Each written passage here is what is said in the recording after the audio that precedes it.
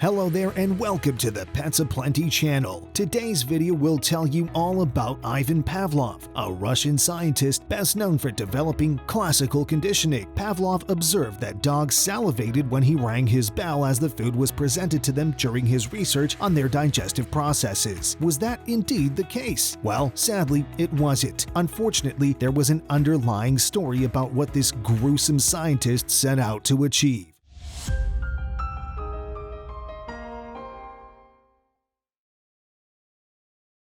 To know more about Ivan Pavlov, watch this video to the end. While you're at it, we would like you to subscribe to our channel and turn on post notifications.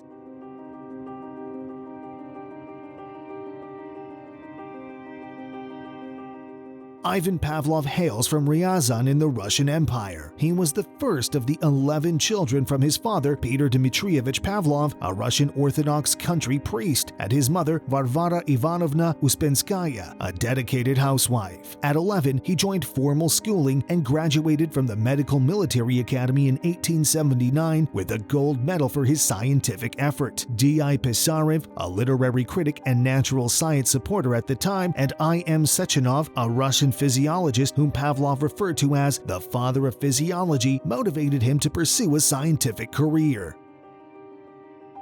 Pavlov made significant contributions to physiology and neuroscience. The majority of his study focused on training, temperament, and involuntary reflex responses. He conducted and oversaw digestion studies and, after 12 years of research, he published a book titled The Work of the Digestive Glands in 1897. While working to uncover the secrets of the digestive system, Ivan Pavlov examined what signals caused related occurrences such as saliva production. When a dog comes into touch with food, saliva begins to flow from the salivary glands in the back of its mouth. This saliva is required to make it simpler to swallow the meal, and the enzymes in the fluid help break down specific chemicals in the feed. Saliva, for example, includes the enzyme amylase, which is an efficient starch processor in humans.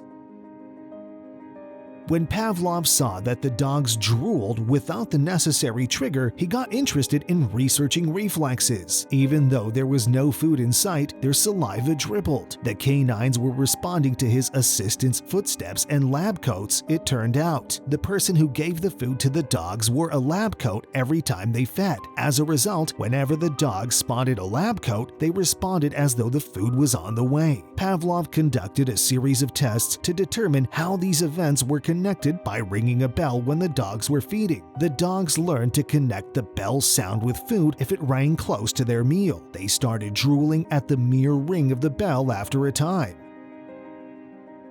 Pavlov began with the notion that a dog does not need to learn some things. Dogs do not just develop the ability to salivate whenever they perceive food, but instead the dog had this response hardwired into them. According to behaviorists, salivation is an unconditioned response to an unconditioned stimulus, a stimulus-response relationship that did not require any learning. Pavlov felt he had achieved a significant scientific breakthrough whenever he observed that any item or event that the dog had learned to link with food, such as the lab assistant, would elicit the same reaction. As a result, he has spent the remainder of his career researching this sort of learning.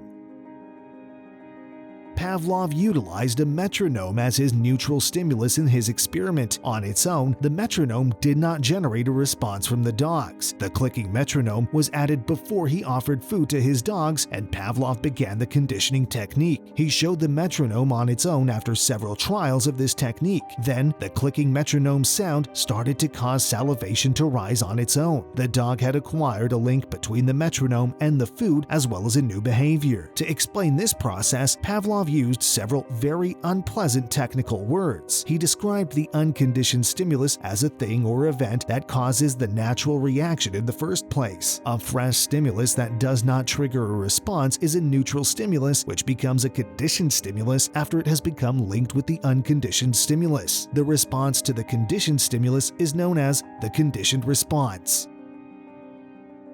Although the picture of Ivan Pavlov's drooling dogs comes to mind when his name is mentioned, he was awarded the Nobel Prize for work in a different sector. For his pioneering research of how the digestive system functions, he was awarded the Nobel Prize in Physiology or Medicine in 1904. We are sure you want to know why we called him a gruesome scientist earlier and what this is all about. You'll find out shortly as we tell you how he carried out his research. He started his research by experimenting on one dog, which later blossomed into hundreds, according to the records. Pavlov made everyone believe he had trained his dog to drool on order by ringing a bell whenever he fed him, but in the real sense, that was how he wanted people to see it.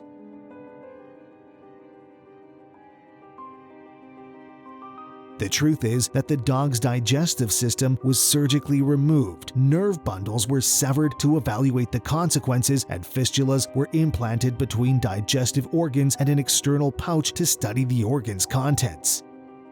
Okay, let's quickly break this down for you. To study the organ's contents, Pavlov made 2 holes in the dog's digestive system, one in the stomach and the other in the esophagus, which runs from his throat. The one in the stomach collected gastric fluids, while the one in the neck effectively stopped the dog from eating, allowing anything that went into the dog's mouth to glide out of the throat hole. When the dog gets into this position, they were held in a harness over the floor, and food was sometimes placed in front of them just out of reach, just enough for them to produce digestive and stomach secretions, which were then collected. He went ahead to sell the dog fluids to pharmacies to raise funds for his experiments. When he realized how lucrative it was, he demanded more dogs be brought to him. He typically set up a factory where dogs were brought in, tied up, and their stomach fluids were drained till they died. Each year, the lab sold 3,000 bottles of gastric juice, making up 41% of his lab's budget. Most of the dogs who entered Pavlov's laboratory had no connection to the research. They were just dog juice-making machines. As such, hundreds of dogs died out of hunger and torture in the cause of his experiment. No one saw anything wrong in this because, in 1971, he gave the money that he won back to the state after the Russian Revolution. He suffered at first, just like other Russians, but he eventually prospered under Soviet rule. Pavlov's power and reputation were later recognized, and they practically supplied him with everything he needed to expand his labs. He led the military medical college for the Soviets precisely as he did for the Tsars. Pavlov died of pneumonia on September 27th at the age of 86. Over 100,000 people attended his burial, and his legacy has been sanitized ever since. Pavlov's study was used as a foundation for further research into the digestive system. From the moment he published his findings, his description of how animals and humans may be conditioned to respond in a way to specific stimuli received a lot of attention. His work set the ground for a new, more objective approach to behavioral research. So far, anti-phobia treatment is the only example of how Pavlovian training has been employed. This phenomenon can be utilized to treat phobias triggered by particular environmental conditions like heights or crowds. The patient is first made to go through a muscular relaxation. Then they're instructed to envision the fear-inducing event for many days while attempting to reduce anxiety via relaxation. At the end of the series, the most anxiety-inducing scenario may be remembered without causing worry. This is referred to as systematic desensitization. A reasonable amount of what we learn as humans are based on conditioning. Pavlov's method of research and experiment has since been condemned, as the means does not justify the end in this case. There would have been some other way of doing this without having to torture innocent dogs to death. What are your thoughts on Ivan Pavlov and his discoveries? Let us know in the comments section. That's it for today's video. Remember to hit the like button, subscribe, and turn on post notifications so you'll be the first to know when we upload a new pet video. Also, click on other videos that pop up on the end screen of this video. Thank you for watching.